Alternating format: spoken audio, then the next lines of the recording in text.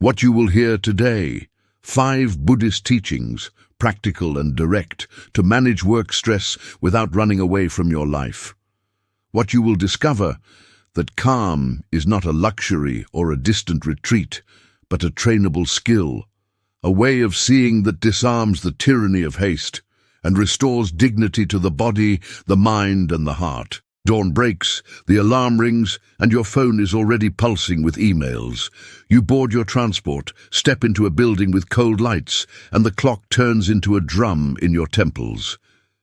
The schedule pushes you, the screen demands, a comment pricks you. Then you remember, you sit down inside. Even if you're standing, you bring your attention to the breath. You name the pressure without fighting it. You separate fact from story. You choose a compassionate gesture and set a clear boundary. You practice 1 minute of useful silence between meetings. You walk as if carrying water. You work better. You hurt others less. You hurt yourself less. You leave the office with your back a little taller. The world didn't change. Your way of being in it did. The common enemy is not the company, nor the boss, nor the city. The enemy is the autopilot that lets fear drive. The fear of not making it, of disappointing, of losing your job, of being invisible. That fear clenches the jaw, speeds the heart, and narrows the gaze. Today, like a monk in the city, you will learn to widen your field of vision and lower the flames without putting out the light. First teaching: the breath is an anchor, not an ornament. When the day bites, return to the basics. Sit inwardly, a dignified spine, shoulders dropping, jaw releasing. Inhale, feeling air enter through your nose down to the abdomen. Exhale longer than you inhaled. Imagine each exhalation stroking the edges of your nervous system like a wave polishing sand. Count silently.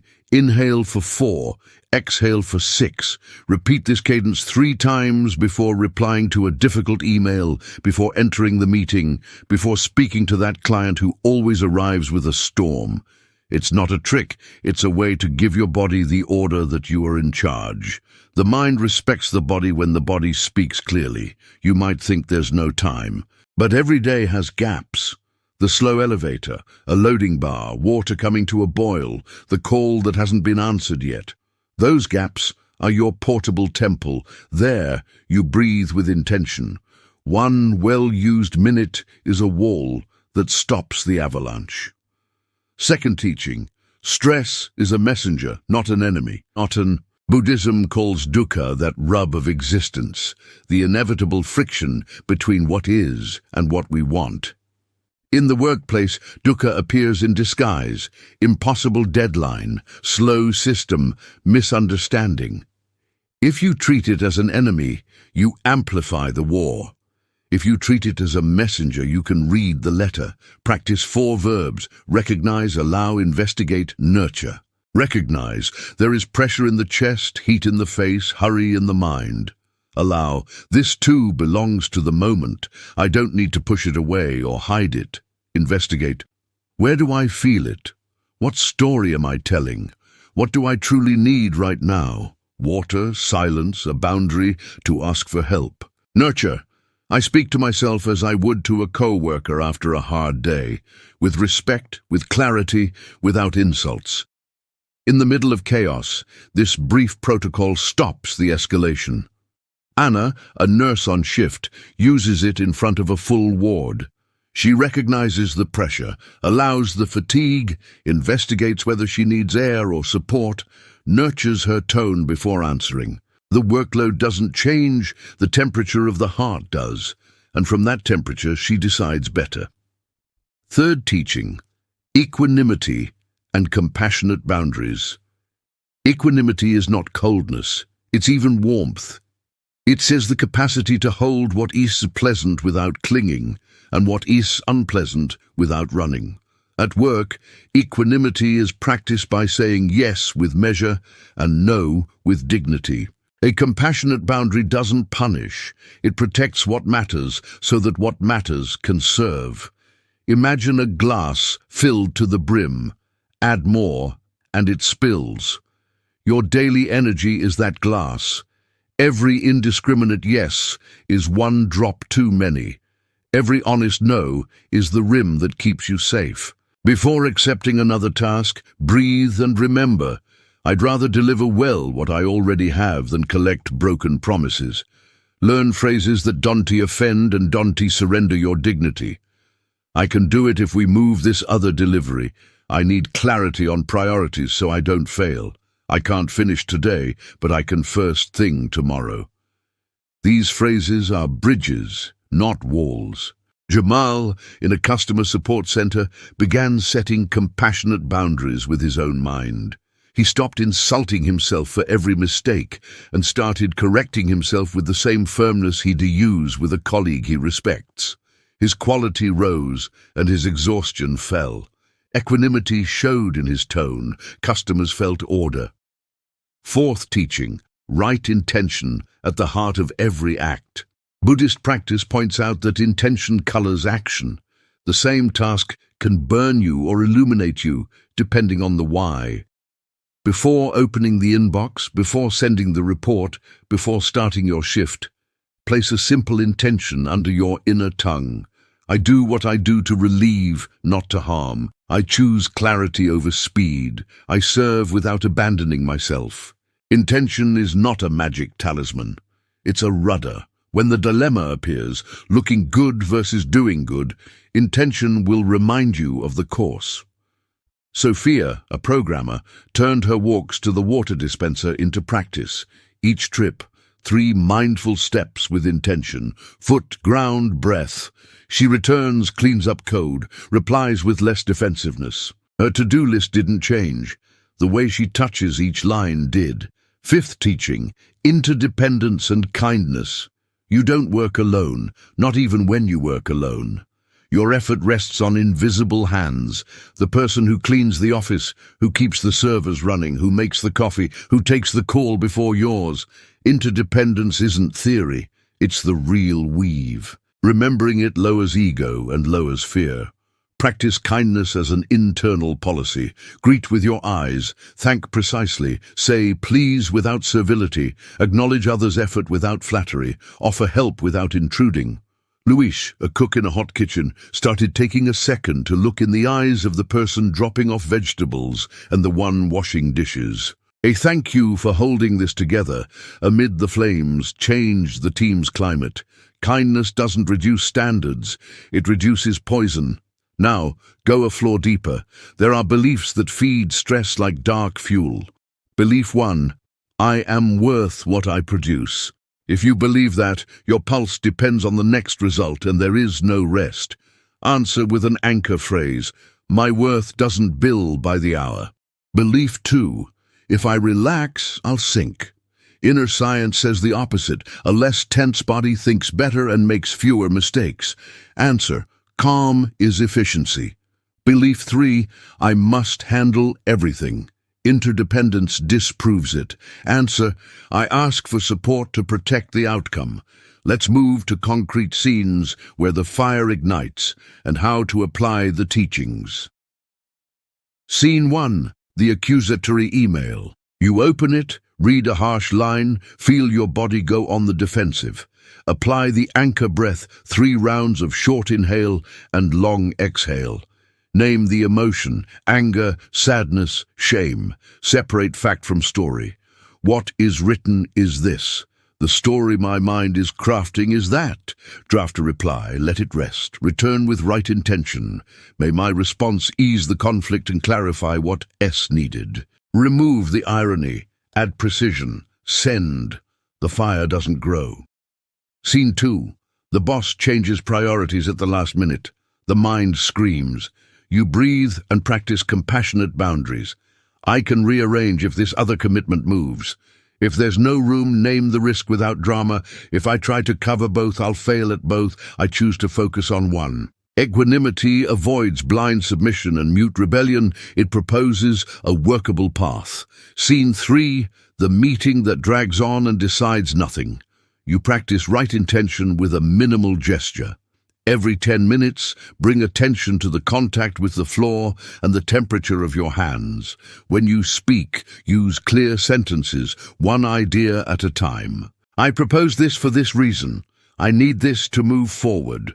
Your voice lowers the noise. Sometimes the deepest practice is a simple sentence well spoken. Scene 4. The sleepless dawn, replaying mistakes. Autopilot projects films. Get up for a moment, drink water, return to bed and place one hand on the abdomen and one on the chest.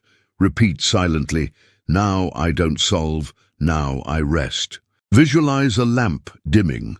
If the mind insists, write it down on a page with 3 columns.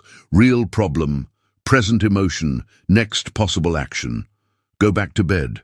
Your system learns that night is not an office. Scene 5. The commute home tired. You practice steps back to home. Every traffic light is a bell. You breathe, look at the sky, let your shoulders drop a centimeter. Name 3 things you're grateful for today, even small. A kind email, a task closed, a laugh shared. Gratitude doesn't deny the hard. It rescues what sustains you. Let us talk about the body, the companion that pays the bill for stress when the mind promises more than it can deliver. The body asks for short, frequent pauses more than long, rare ones. From time to time, stand up, open the chest, move neck and wrists, soften your gaze as if looking far away. The body conducts the orchestra with small gestures. Let's talk about language, which can tense or release. Swap I have to for I choose to. Swap urgent for important and on time. Swap this is a disaster for this is difficult and I will tackle it step by step. Language isn't makeup, it's mental architecture. Your vagus nerve hears every verb. Let's talk about compassion, often mistaken for permissiveness. Buddhist compassion doesn't pamper laziness. It looks suffering in the eye and acts to reduce it. If the way you work burns you, compassion changes the way. If the way you speak isolates you, compassion trains another tone. If the way you think corners you, compassion brings a chair. Now a small rite to insert between tasks, the monastic minute. Dim the screen, straighten your back, release your shoulders, place the tip of your tongue behind your front teeth. Inhale and say silently, I am here. Exhale, I do what I can with clarity. Inhale, I won't abandon myself. Exhale, I won't harm needlessly. Return to the task with a settled pulse. Stress builds tunnels. Practice opens landscape. To cultivate that breadth, train your attention like a rotating lighthouse. In neutral moments, educate the eye to notice kind details. The reflection in the elevator, the texture of the keyboard, the rhythm of footsteps that aren't yours.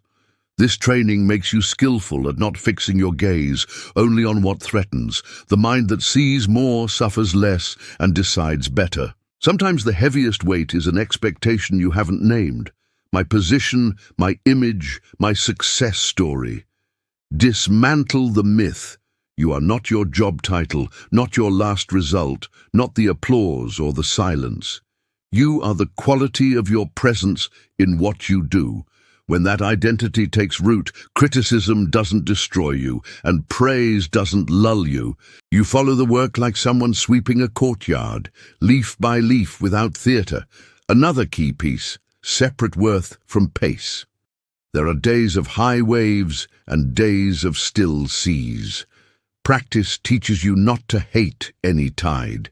If today you produce less, don't abuse yourself. Adjust. If today you produce more, don't go into debt with the future. Rest. Buddhism teaches the middle way. Neither fierce asceticism nor lazy indulgence. The string-tuned, neither tight nor slack. For those living under contradictory orders, an art, write clear agreements.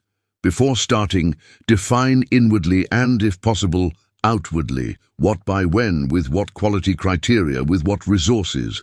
Fog is drain, clarity is compassion applied to the system. If the environment is ill with violence or exploitation, remember another truth. Forgiveness is not tolerating abuse. Compassion is not silence in the face of injustice. Equanimity gives you pulse. Wisdom gives you root. You can document, You can ask for changes. You can seek other paths. Practice doesn't make you docile. It makes you lucid. Let's return to the 5 teachings, now as portable mantras for your jacket pocket. Anchor breath. I exhale longer. I'm at the wheel. Messenger, not enemy. This, too, belongs. I listen. I don't submit. Compassionate boundaries. It's not no to you. It's yes to the result and to my health. Right intention. I do what I do to relieve with clarity and dignity. Interdependence and kindness. We are a weave. When I drop the poison, the fabric can breathe. Install these mantras in your transitions, sitting down, opening an app, hanging up a call. Practice doesn't need an altar. It needs repetition. You may now recall a day that broke you, a lost report, an unfair client, a public mistake. Watch that scene as if through glass. Breathe twice. Say, "Past me, I see you. You did what you could with what you knew. Today I know a little more." This gesture returns a piece of soul that stayed stuck to a screen. For many, work is also a family story. What you learned from a tireless mother, from a relentless father, from a grandmother who never rested. Honor that chain and also cut where it hurts. Thank you for the effort that brought me here. Now I will work with less violence. That gratitude is a bridge between generations. The cut is your responsibility. I propose an active closing. You can repeat every evening, even on the noisiest city corner. Pause a moment before crossing the threshold of your home or your room.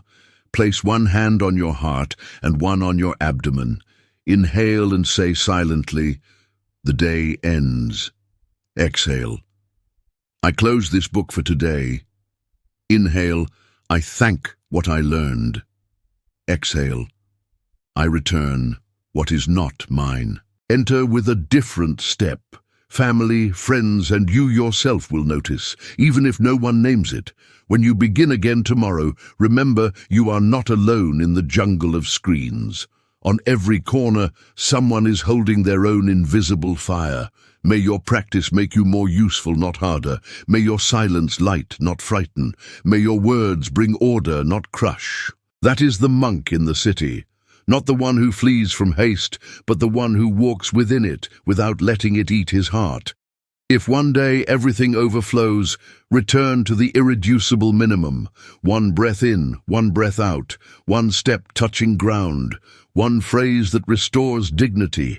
The rest today can wait. Life is long when you walk with a human pulse. And now, keep these 5 teachings where you can reach them without effort. Use them not to show off, but to suffer less and cause less harm. The calm you train is not a trophy, it's a tool. With it, work stops being a battlefield and becomes a workshop. In a workshop, you measure strength, you care for hands, you sharpen the gaze. In a workshop, there is noise, yes, but it is noise that builds. May your breath be a lighthouse through the week. May your equanimity be ground. May your kindness be climate. May your boundaries be architecture. May your intention be north. And if some night you doubt, return to this image. You walk through the city with a full glass. You do not run, you do not stall. You move with rhythm. Each step keeps the water in place. That glass is your peace. Do not spill it for an email, a gesture, a noise. Carry it with you. If this path helped you, share this teaching with someone who needs it. Subscribe to keep training together, this pocket-sized calm that quietly changes the way we work and live. Here, amid traffic and lights, the monastery is in your breath, and your breath is always with you.